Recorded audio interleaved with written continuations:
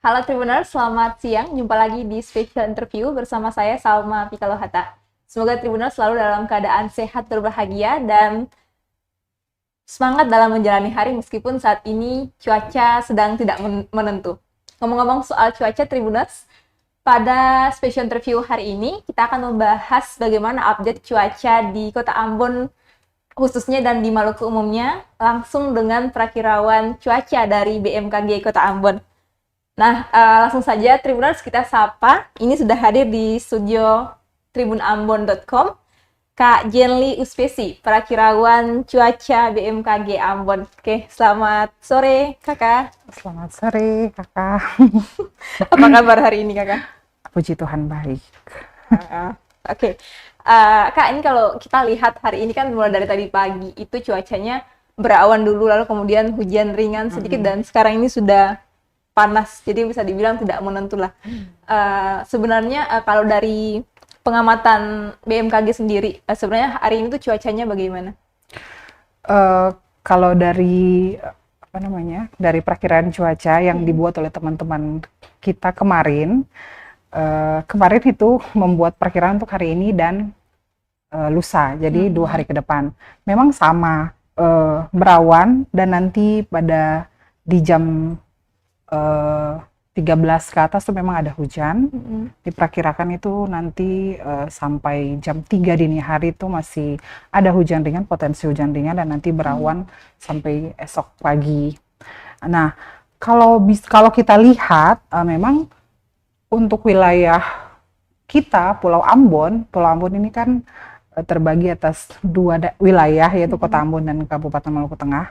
Nah, itu kita sudah masuk di dalam musim hujan, persiapan untuk musim hujan.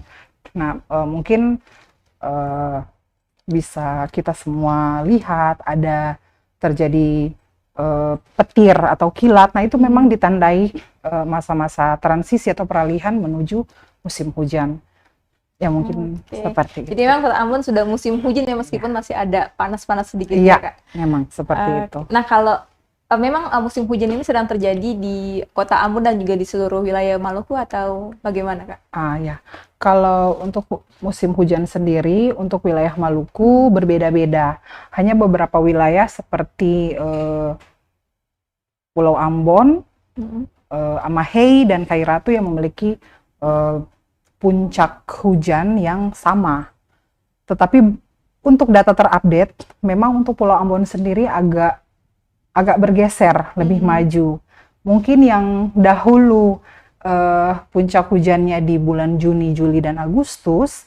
Nah, untuk Pulau Ambon sendiri, data terupdate-nya sudah lebih maju, jadi Mei, Juni, dan Juli.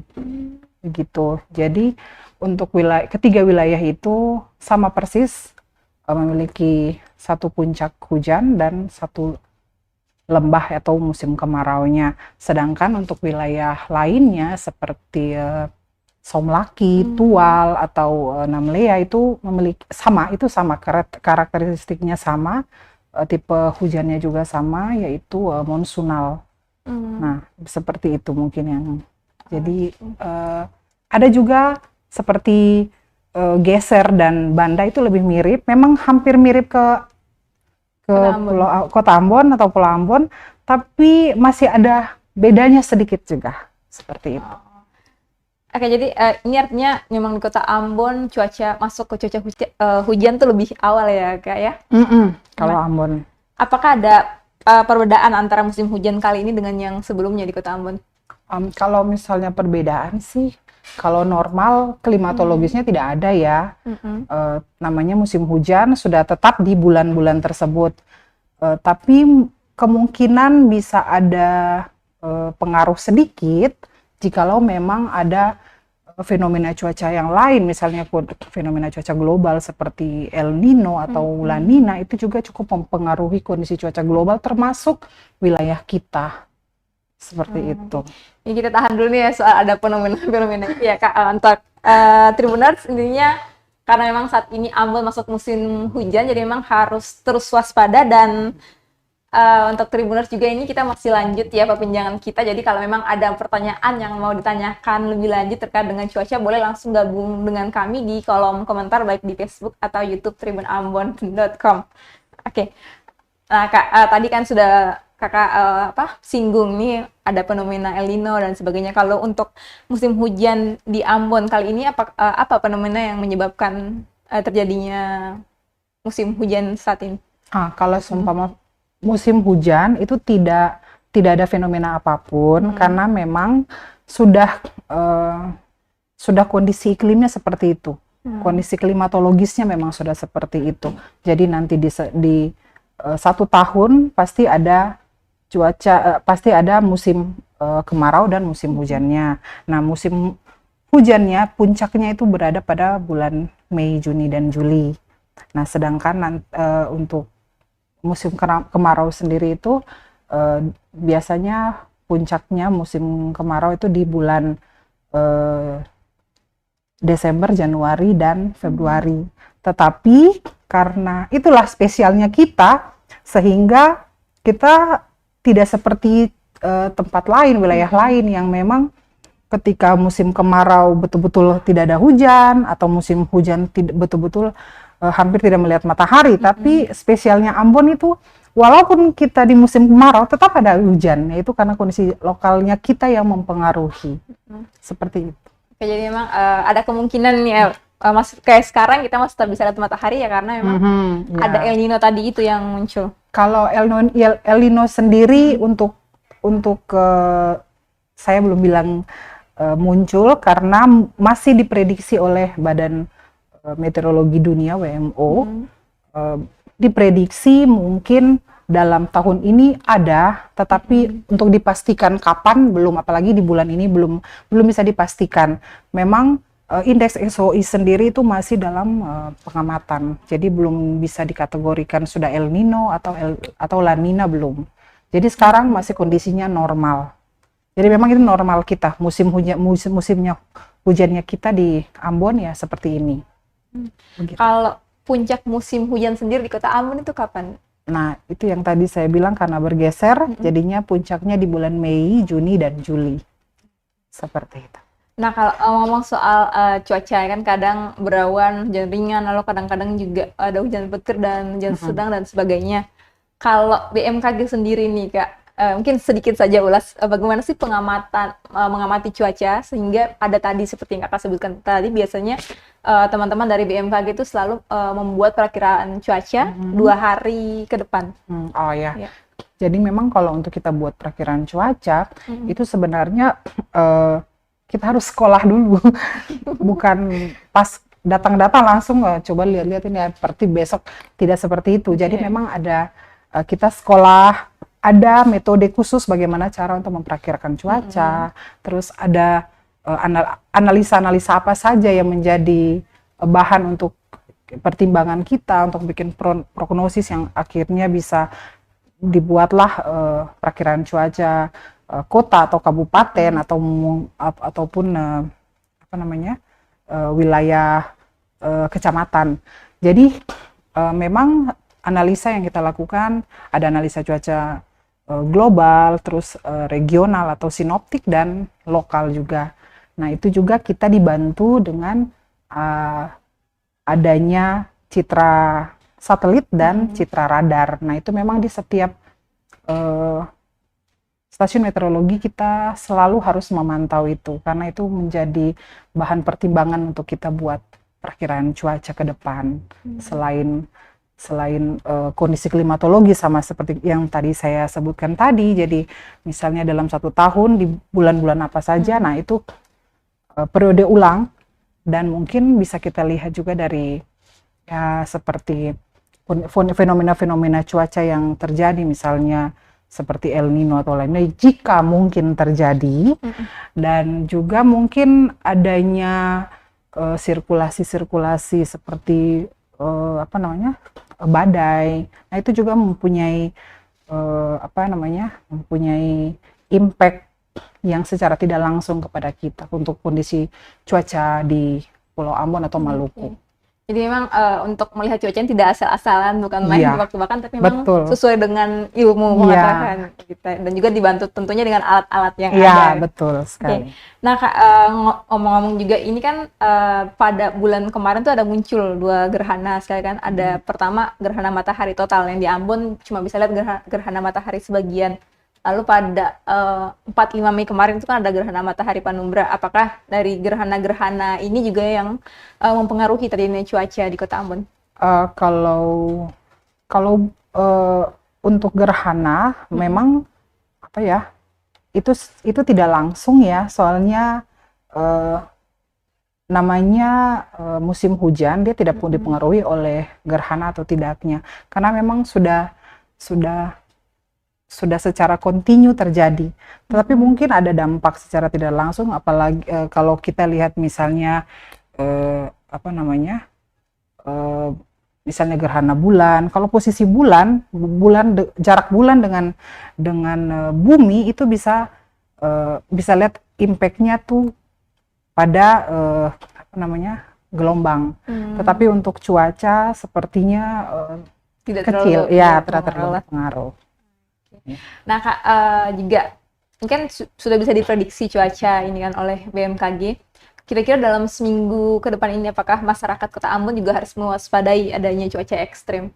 Oke, jadi mungkin karena kita memang sudah masuk musim hujan, memang harus diwaspadai karena eh, di Pulau Ambon, menurut informasi dari teman-teman BPBD, yang selalu ada laporan jika ada kondisi cuaca ekstrim, misalnya dari hasil peringatan dini yang kami sampaikan, terus ada titik-titik bencana, itu memang di Pulau Ambon sering sekali terjadi bencana hidrometeorologi seperti banjir dan tanah longsor. Dan itu tidak bisa dipungkiri, jikalau terjadi hujan, pasti daerah-daerah yang rentan pasti akan banjir atau adanya tanah longsor, dan memang harus diwaspadai oleh masyarakat kita Pulau Ambon pada umumnya, karena bukan hanya karena jumlah curah hujan yang tinggi, tetapi kondisi kerentanan tanah juga mempengaruhi. Kadang juga bukan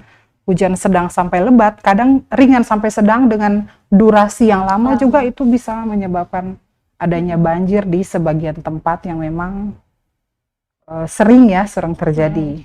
Ya, seperti itu. Misalnya Batu Merah dan seperti Iya, itu. Memang seperti itu memang. rumah-rumahnya bukan cuma salah cuaca, tapi memang Iya. ada juga Topografi wilayahnya juga, terus kondisi ya seperti itu juga mempengaruhi. karena mereka masih banyak yang membangun rumah, apalagi kan di bantaran-bantaran sungai, Ya. di bawah-bawah kaki gunung, itu yang Betul. memang yang paling membuat bencana itu terjadi. Nah, tapi Kak, sejauh ini apakah sudah ada dampak hujan di musim hujan yang kali ini? Kalau menurut pengamatan kami, berdasarkan informasi dari BPBD sih belum ada. Karena memang kita ya masih bersyukurlah masih ada panas sedikit. Jadi setidaknya walaupun hujan masih ada potensi untuk terjadi penguapan atau mungkin air itu meresap ke dalam tanah. Jadi lebih baik lah. Ya cuman ya kedepannya harus kita waspadai juga, karena ini kita baru masuk awal musim hujan, masih ada 2 bulan ke depan lagi yang perlu harus diwaspadai. Jadi mungkin ini karena masih awal musim hujan, jadi kadang-kadang kalau panas itu memang panasnya panas sekali. Betul. Nah, masih awal, tapi kan belum memang masuk ke Betul. pertengahan dan belum ke puncaknya, jadi otomatis mungkin hujannya akan lebih. Betul sekali. Oke, nah Kak, kalau untuk dampak hujan sendiri, cuaca hujan kali ini ke penerbangan bagaimana? Mungkin kalau untuk penerbangan, karena kita tahu cuaca itu dia ada beberapa unsur, termasuk dalamnya angin, curah hujan juga, kelembaban atau suhu. Memang kalau untuk dunia penerbangan sendiri yang lebih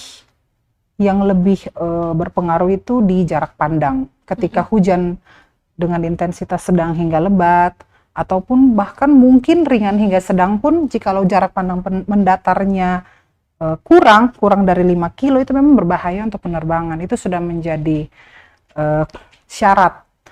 Jikalau kurang dari 5 kilo, itu memang tidak disarankan untuk bisa take off landing. Harus menunggu sampai apa namanya, jarak pandangnya itu lebih dari atau sama dengan 5 kilo. Itu sesuai dengan kriterianya ya.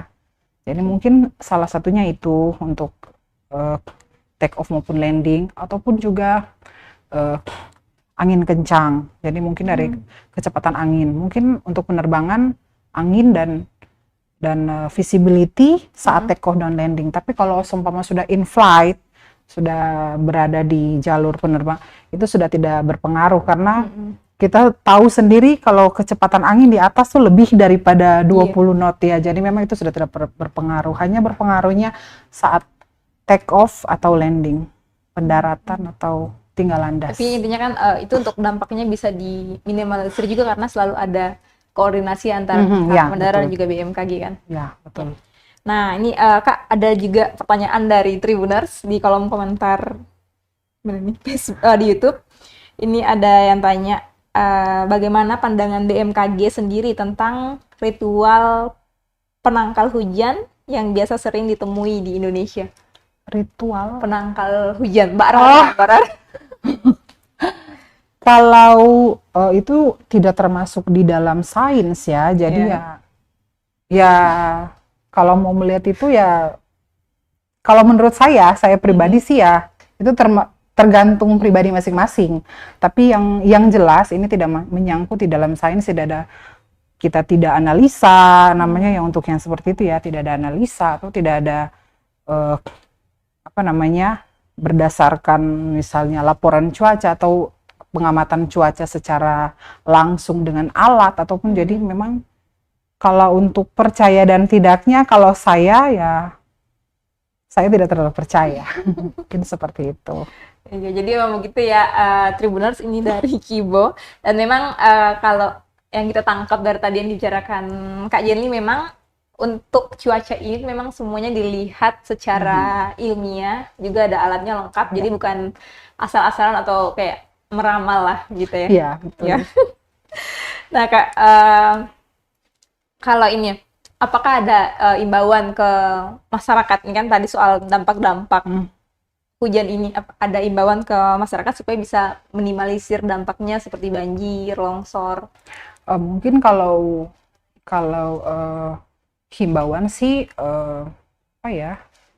baiknya kita sebenarnya harusnya menjaga lingkungan kita, jangan buang sampah sembarangan, karena itu juga termasuk salah satu penyebab terjadinya banjir ketika selokan penuh, air yang seharusnya drainasenya seharusnya di situ, akibatnya dia meluap karena penuh dengan sampah. Tetapi kalau untuk daerah-daerah bantaran sungai atau mungkin dekat-dekat dengan lereng, mungkin bisa lebih waspada. Karena dikhawatirkan ketika curah hujan tinggi dengan durasi yang lama itu bisa menyebabkan banjir atau tanah longsor. Memang kita tidak mengharapkan hal ini, tapi sebaiknya waspada, tetap memantau informasi dari BMKG, karena kami senantiasa memberikan informasi perakiraan cuaca maupun peringatan dini sebelumnya supaya masyarakat bisa lebih waspada untuk lebih mengurangi dampak yang ada yang bisa terjadi. Di mana masyarakat bisa mengakses informasi terkait dengan perakiraan cuaca ini? Ya, untuk mengakses bisa melalui aplikasi yang bisa masyarakat download sendiri di Play Store, bisa di info BMKG, itu bisa dilihat, searching saja di situ, bisa diketik info BMKG, atau juga bisa melalui situs website resmi www.bmkg.go.id.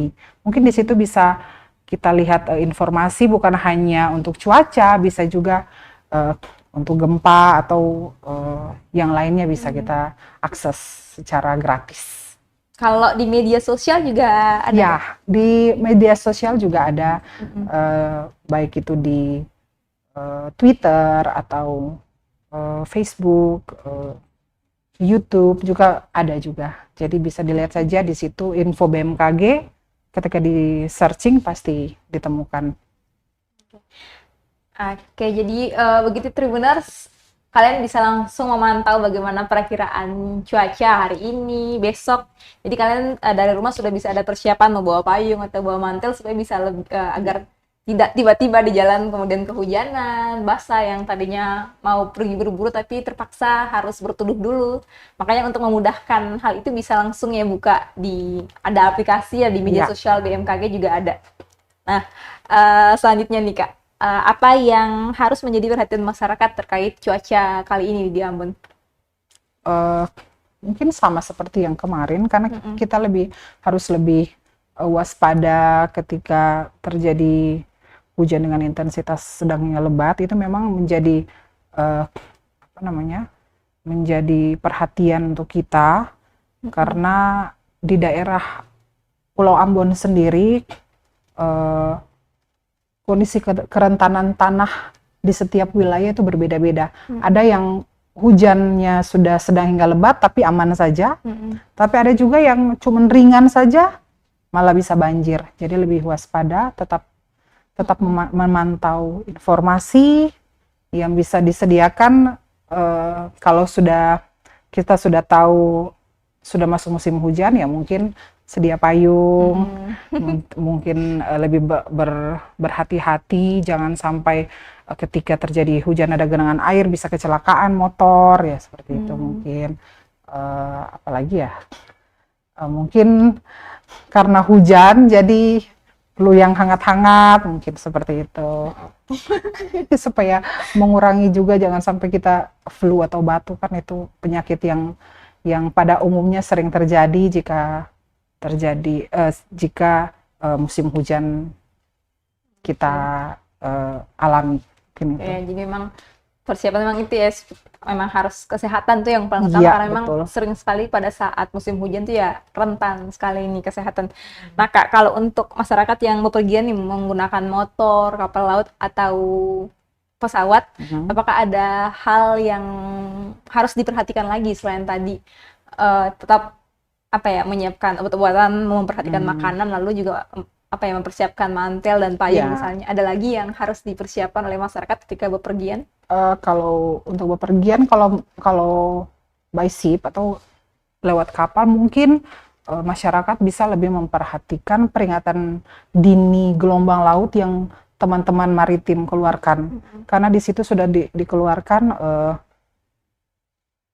bukan larangan sih, peringatan dini sebelumnya, yang punya wewenang untuk apakah kapal itu bisa berlayar atau tidaknya itu kan dari administrasi pelayaran.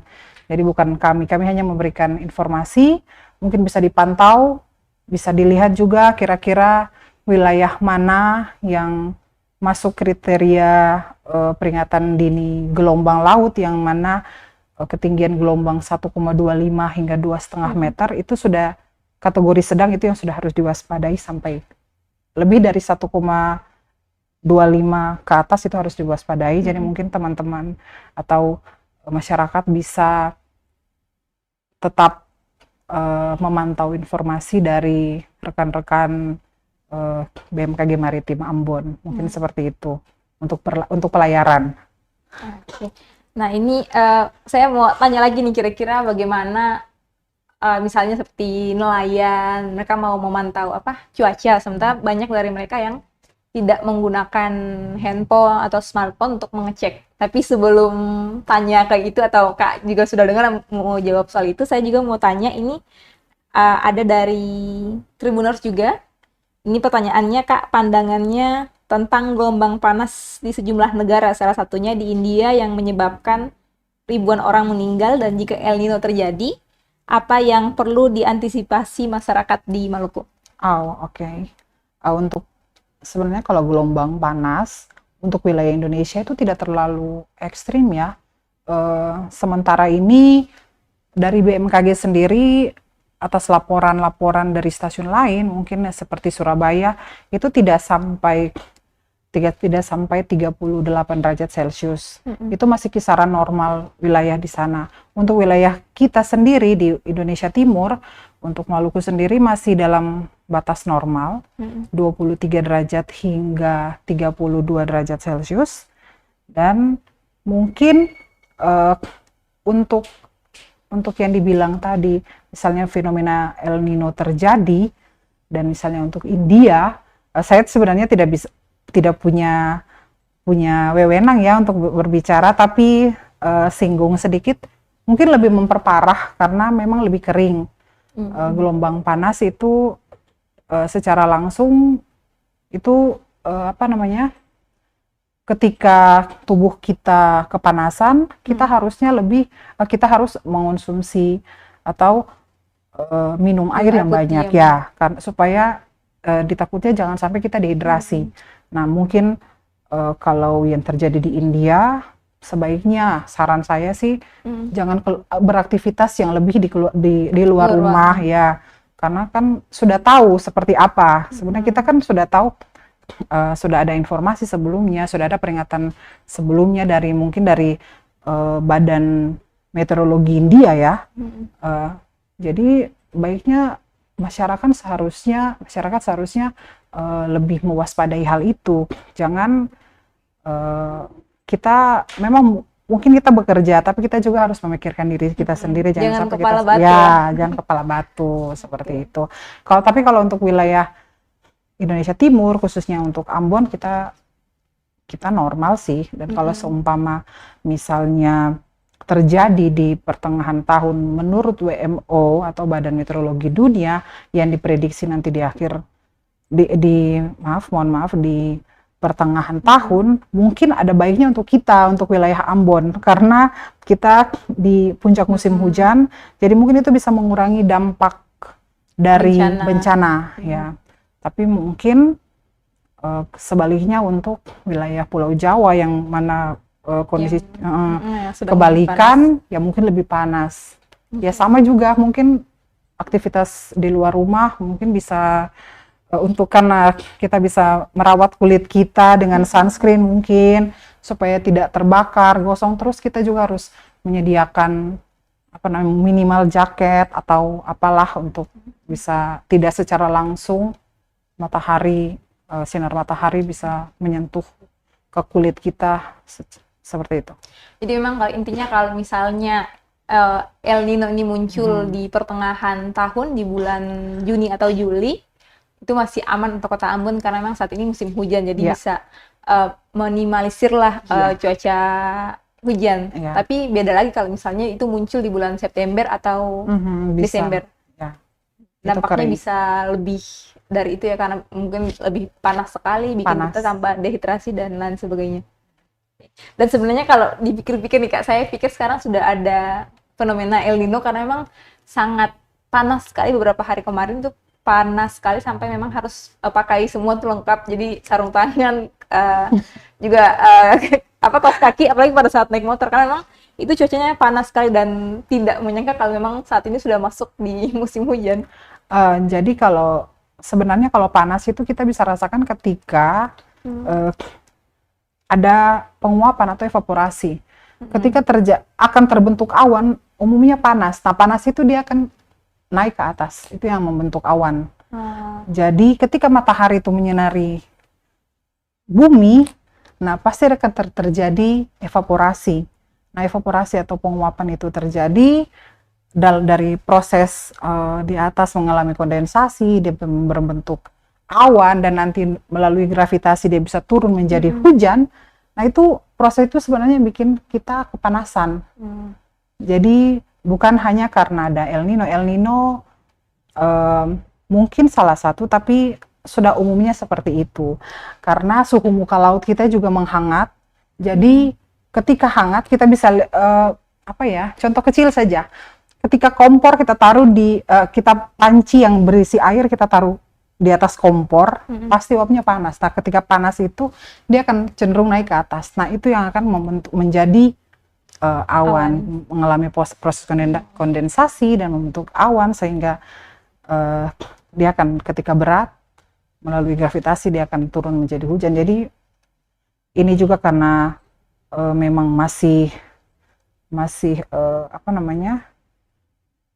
menuju musim hujan, jadi memang tetap ada Kanasnya. Ya, gitu. Oke, Kak. Nah, yang tadi ya, saya ulang lagi. Tadi yang soal pelayaran. Kalau untuk nelayan misalnya yang tidak punya smartphone, tidak bisa mengakses internet, tidak bisa membuka media sosial, lalu bagaimana sih BMKG memberitahukan ini nih perakiraan cuaca atau perakiraan gelombang ke para nelayan, Ya. misalnya supaya kalau bisa jangan dulu berlayar lah, tapi bagaimana cara itu BMKG berkomunikasi dengan para nelayan yang memang tidak memiliki alat. Ya. Jadi informasi yang dirilis oleh BMKG akan kami teruskan kepada BPBD dan instansi terkait, termasuk di dalamnya juga rekan di Pusdal Ops. Itu Pusdal Ops itu di bawah BPBD ya. Nah, mereka punya saluran radio. Nah, selalu informasi dari kami akan selalu disampaikan sampai ke pelosok.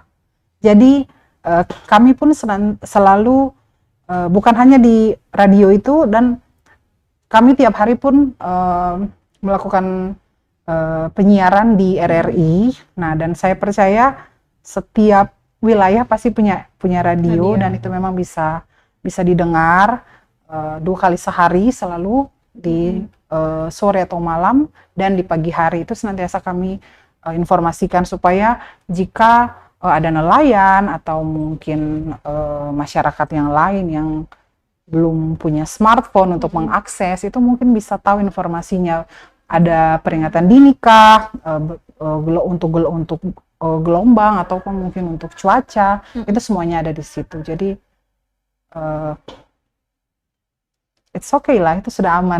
Oke, aman. Jadi dipastikan kalau tidak ada yang terlewatkan untuk masalah ini. Ya kan, apalagi kan kalau mau dibilang kalau untuk masalah cuaca memang selalu diupdate, bahkan tuh ada di siang tuh juga ada, sore juga kalau memang ada perubahan langsung pasti selalu diupdate ya secepatnya. Oke. Nah, Kak, ini mungkin yang pertanyaan yang terakhir nih, Kak, karena ini sudah tidak terasa sudah 30 menit lebih gitu berbincang. Iya, terlalu asik kita ngobrol. Iya. Jadi Kak, kan ini kota Ambon dan Maluku ini kan terkenal sekali dengan wisatanya yang banyak, apalagi ini pantai itu banyak sekali. Lalu apakah ada, kan banyak yang mau berwisata ke Ambon, ke Maluku, ke Banda, ke SDB dan sebagainya. Apakah ada yang harus diwaspadai wisatawan di bulan ini, mulai Mei, Juni, Juli inilah, kalau ke Ambon dan juga ke daerah lain, apakah aman juga untuk berwisata? Kalau berwisata sih, kalau untuk ke pantai, kalau ke pantai kan kita butuh cuaca yang baik. Masa sih kita mau foto hujan-hujan, kan nggak mungkin. Nah, cuman berhubung Pulau Ambon dan beberapa wilayah lainnya mempunyai tipe hujan, atau kita sudah masuk dalam musim hujan, ya mungkin bisa alternatif lain, jangan di Pulau Ambon dulu lah. Di tempat yang memang sekarang sedang mengurangi jumlah curah hujannya sudah menurun. Tapi kalau untuk kita kan, kita masih mewaspadai, baru masuk musim hujan. Jadi kayaknya kurang afdol kalau kita fotonya awan semua ya. Tapi kalau ya tidak masalah kalau untuk orang yang memang lebih suka. Tapi kayaknya lebih baik, lebih pas kalau ada biru dan putih kelihatan backgroundnya daripada hanya awan hitam dan hujan. Mungkin itu. Terus karena kami juga tidak punya wewenang untuk memberikan informasi gelombang laut, baiknya masyarakat ataukah wisatawan yang ingin berwisata ke Maluku bisa terus memantau informasi gelombang laut dari stasiun maritim Ambon, supaya lebih pas, lebih klop. Oh, di sini bagusnya kita pergi di saat ini. Ya, bisa dilihat juga. Oh, berarti di sini mungkin dari pengamatan mereka atau informasi yang diberikan oleh rekan-rekan di maritim, gelombang lautnya aman, tenang. Oh, bisalah kita pergi. Mungkin seperti itu. Oke Kak, jadi yang pastinya adalah tetap pantau terus Ya, bagaimana betul. perakiraan cuaca, gelombang dan sebagainya itu bisa ada di aplikasi atau juga di media sosialnya BMKG, dan kalian juga bisa langsung baca di berita tribunambon.com. Itu biasanya tuh tiap sore dan tiap pagi tuh selalu ada update cuacanya juga Kak. Oke, oke, mantap. Oke, ya Kak, Kak Jelly, terima kasih banyak. Hari ini banyak sekali pembahasan terkait dengan cuaca, jadi kita bisa lebih persiapan ke depan supaya bagaimana biar supaya dalam tas kita tetap harus ada payung, Ya, ada mantel betul. untuk berjaga-jaga, karena seperti kita lihat sekarang mungkin saja ini matahari hanya sementara, lalu Mhm. kemudian hujan lagi. Jadi terima kasih Ya, banyak sudah sama-sama, bersedia Kak berbagi juga. Salma. Ya. Oke, dan untuk seluruh Tribuners tetap waspada dengan cuaca yang ada. Tetap jaga kesehatan, seperti tadi yang sudah Kak Jenny bilang, persiapkan sekali, kalau usahakan jangan mantel dan payung saja, tapi juga kalau bisa vitamin dan juga banyak Ya, minum air putih ya, jangan lupa. Oke, Tribuners, terima kasih yang sudah menyaksikan. Sampai ketemu di spesial interview berikutnya dengan tema-tema yang menarik lainnya. Oke, saya Salma Pikalohata dan Kak Jenny mengucapkan terima kasih. ya. Selamat sore dan amato. Terima kasih sudah nonton. Jangan lupa like, subscribe, dan share ya.